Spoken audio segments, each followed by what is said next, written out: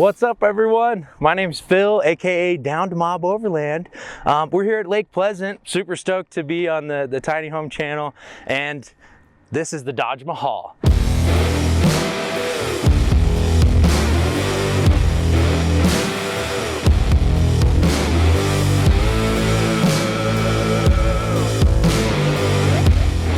This has been my home for a year, and it's been one of the best things that I could have chosen to do with my life, and happy to share some of that experience with you guys.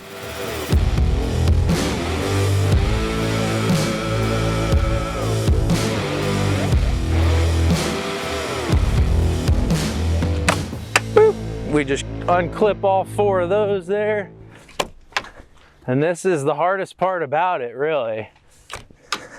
Once those are unclipped, we just head on inside. Once you got your button held, you just wait. It's pretty awesome. A lot of people ask about the pop top and different things. I've loved it.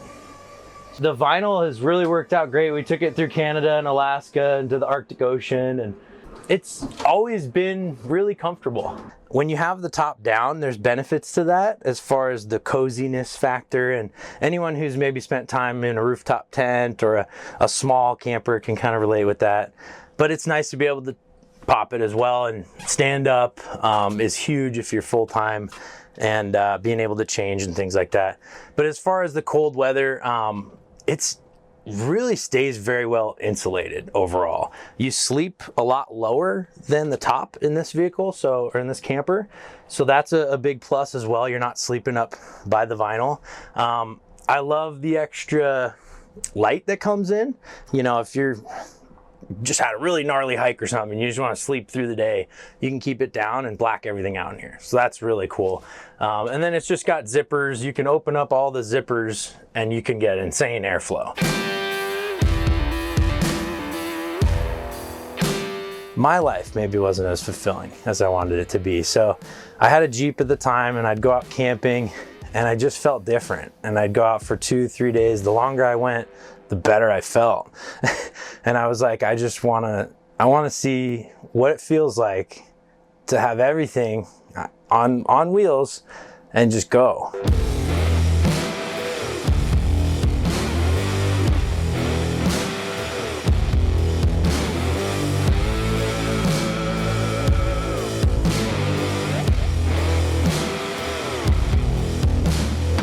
It all starts right here at the fridge, whipping out what you want to eat. I put it right here. This is really nice to have the countertop space to, you know, throw plates and things like that, kind of get things ready. Obviously all the cooking there, and then the plates end up here. I swapped in a dual zone Dometic CFX 95. Really wanted to have a freezer option as well. Honestly, if I were to do it again, I'd probably go with the smaller fridge, because stocking this thing up, you can be off the grid for like 3 weeks. I wanted an option to cook inside, because when I got the rig, there was a sink here and this was all storage. And I feel like this has made it a lot more homey. We have a Blackstone 17-inch griddle. I found myself cooking on cast iron 90% of the time. So I felt like it was a good idea just to cook everything on it. And I've been really happy with that decision.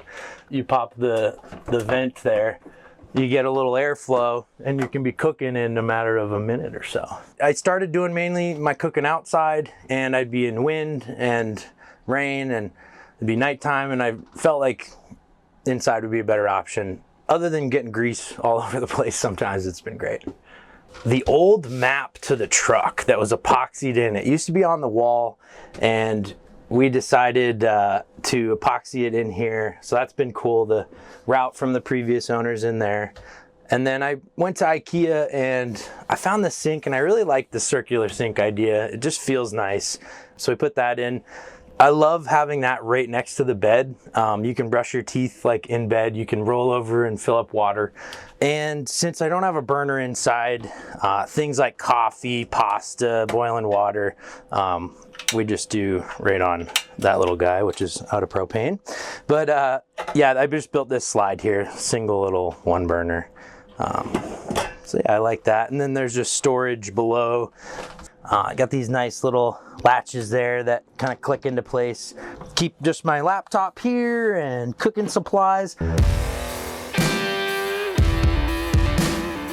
Think about a time in your life where you were super scared about something, you did it, and it was amazing. And I think everyone has that, no matter what it be, a relationship, a job, traveling, a trip, a roller coaster. I mean, I think if you can enjoy living in a vehicle, camping for 4 or 5 days at a time, then you might really love this. You just have to get out there and do it to see, really to see what you like and if you like it at all.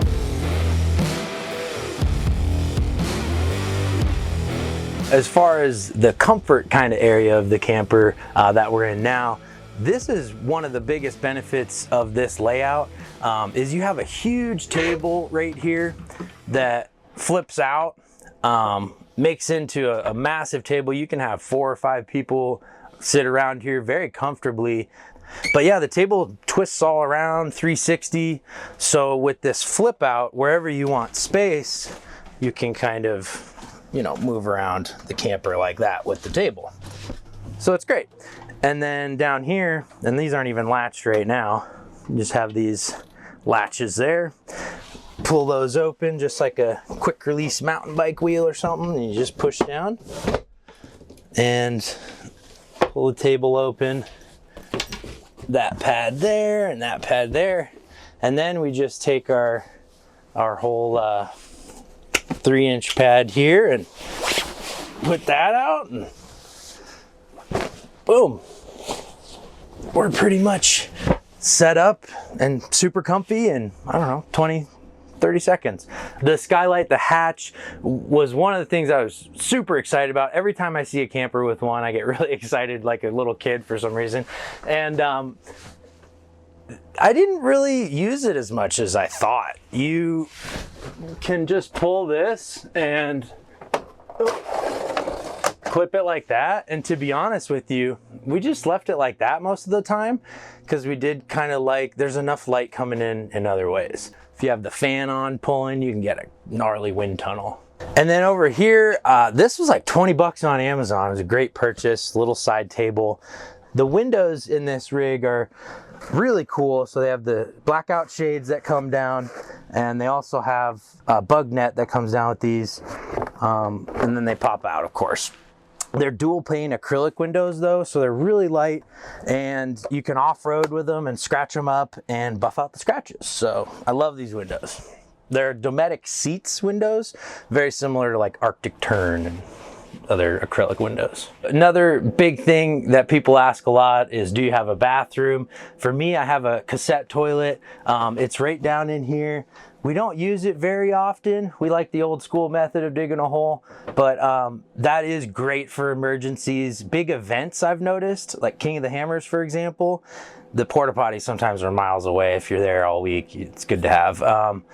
The fridge too, we got this little insulated cover on the Dometic, which has actually been great to have pockets. Just got my phone. I do have a hotspot device that works really well, and it's really awesome to have Wi-Fi off the grid when you're trying to do YouTube and also work. So that's great to have. And just in case that isn't working, I usually have the WeBoost signal booster, so I get service a lot of places. But I like to have the Garmin Inreach Explorer Plus as well, just in case I don't have any service. This is a satellite communication device, and I can always get a hold of someone if we're stuck. If you know it's really gone bad, I can always use this. And I have some insurance with that. They'll fly a helicopter out and come get you if you need. So it's really nice to have that when you're trying to push it and go kind of far out off the grid.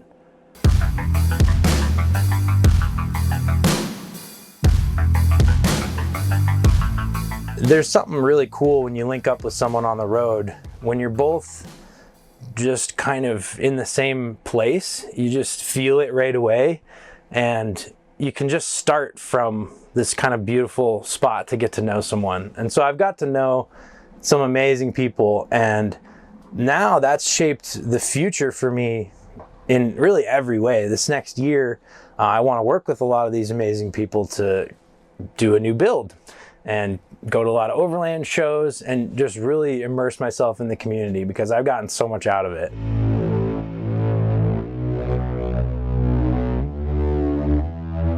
heading out of the truck here. It is very high, which you kind of need in an off-road expedition camper. You need that ground clearance. So this is just a 3-step ladder that I got on Amazon. It's actually very well sized, and a lot of people have asked me about this. So if you're looking for a good ladder, this might be just the right one. The door isn't a full-size door, which is fine for me. This ladder shoots you right up in there, and you just get used to it. It feels great. But I forget to warn people. Sometimes people will bonk their head on it and I feel a little bad. But no, on the door, I also got a little magnet. And this just is nice to have cutlery on the inside or outside if I am cooking outside ever. This little remote just does these solar lights. These are like 30 bucks on Amazon. These are great too. The boxes on the side here, these are, so this was the XP boxes that they put in. Pretty standard. They just got extra parts and things, but they lock, which is nice. Got the Dometic awning too. This one has no legs, which is really cool. It does mean that I don't want to have it out in as gnarly a winds, but it's really quick and easy if you just want to have it out for a few minutes. The bikes that I have on the back are kind of pretty tall up there. I've got the hitch extension and things to get them up there a little bit. We get close to scraping these, but we don't scrape them too bad. A lot of people notice the map up there at first, so really like that vinyl to kind of grab people's attention. I moved the plate up there because I've got the bikes on the back. We got the roto packs back here all the way across the truck, so there's 8 gallons total. Nice to have extra diesel. And then we got the Max Tracks underneath. Used those a few times. As you can see, they're actually got some little burnout marks on them. So those come in handy a lot in, you know, snow, sand. They're great in the sand. This is a drop down bumper, which you'd need to take the rack off, but it's nice to have that if you're just wanting that extra protection. It's a fiberglass camper as well. A lot of people ask that. No wood, no metal framing or anything like that. And it's great because it's about that thick and it's all insulation because it's foam composite. So the storage here, these are really fun little latches. This, since I've modified this here, kind of open to the camper, brought the storage down a little bit, but to me it was worth it. I put in the, this is a big old propane. Usually we'll have like a 5 or 10 pound. Usually I'll keep like a table and some extra chairs and things in here. And there's also an outdoor shower in case you ever want to shower. So the camper weighs just under 1,300 pounds, so it's not too heavy, but we do have Icon suspension on the rig, as well as Hellwig overload assist springs and a Hellwig sway bar. You can really tuck this thing up into corners and you just don't get that body roll that you might get without it. And the overload assist springs make it so you really don't feel the extension back here. And it's just been a great setup. It's really pretty smooth overall. So I got 30 gallons of water, which has been more than enough.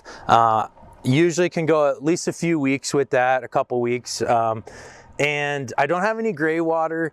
The reason being I'm usually off the grid in spots where a little bit of sink, you know, dribbling down isn't going to be an issue. I always use Dr. Bronner's, you know, natural soaps and things like that. And then you'll notice the big old tires. So these are Toyo Mud Train 35-inch on 17-inch Method standard wheels. These are the old style of Methods. I really like the wheels. It came with 33s, and it's been really nice to have a little bit more axle clearance and a little bit bigger tire to make rocks feel a little smaller. I do air them down when I have the patience to, when I'm off-roading. So we've got an air compressor in here. This actually will air up, it's an up-down air system, so this will air up all 4 tires at once. With these little quick release chucks on all 4 sides. So that's really fun. You can also air up your buddies right there if you need. So yeah, nice to have fuel fill there, and then standard kind of Dodge Ram up here. So this rack will actually fit 4 kayaks stacked side by side and 2 mountain bikes up there. The motor is a 24 valve Cummins 5.9 liter. It's been an awesome motor. I do love driving a turbo truck. And yeah, overall, it's a workhorse. This thing is awesome. It has withheld a lot of force. I've had to use about 2 winches once to recover the truck, and that was about 28,000 pounds of force, and the thing didn't budge, so that's awesome. In the bumper, which you can't really see, you can access it from this little panel here. There's a Warren 16.5 TI. It's a 16,500 pound winch, which is really awesome to have.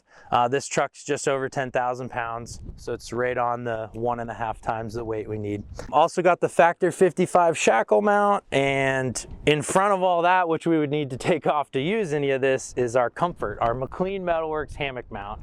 Do the same on the other side,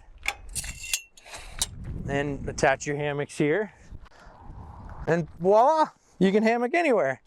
My guest bed, this is my couch. This is the most comfortable spot that I have to go outside of the truck. Thank you so much for watching though. I'm super excited to be on the Tiny Home Tours channel. Be sure to check out my YouTube channel, Down to Mob Overland. That's with the number 2. And check me out on Instagram too, a lot going on there. Also, this truck will be for sale in a couple days, so we'll put a link below and you can check that out. Let me know. Feel free to go to downtomob.com and send me an email if you have any questions about it. Really, down to mob means just get out there and do it. So the question I have for you is, are you down to mob?